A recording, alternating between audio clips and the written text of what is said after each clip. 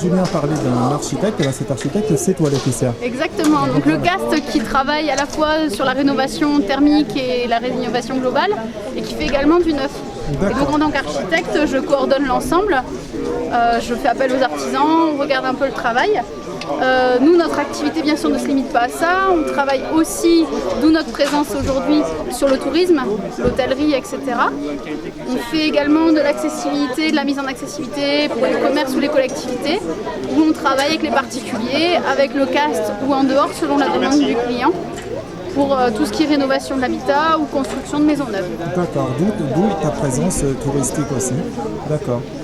Oui, puisqu'en fait, en tant qu'architecte aussi, on participe tous au tourisme local, puisqu'on rénove l'habitat, on rénove les villes, et nos villes ne seraient pas attractives si elles n'étaient pas rénovées.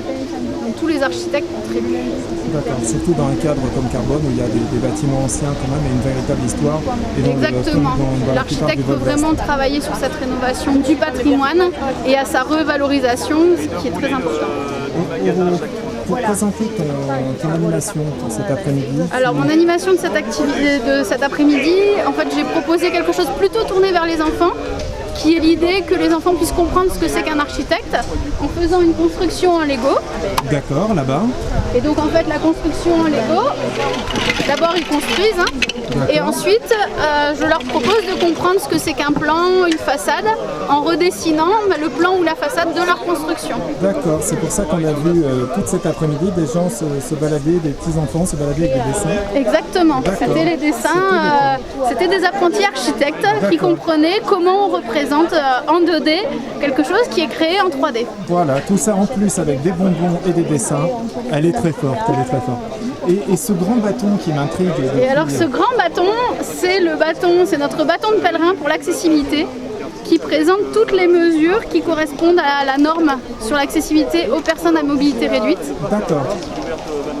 Et voilà, donc avec les 2 cm qui correspondent au ressaut, les 16 de la marche, pour donner les mesures principales. Ici on a le 77 qui correspond aux largeurs de porte, puisque la réglementation a été assouplie, où le grand bâton fait 150, ce qui correspond à l'aire de giration, d'où la petite vis au milieu, pour faire une toupie, pour vérifier la giration d'un fauteuil roulant.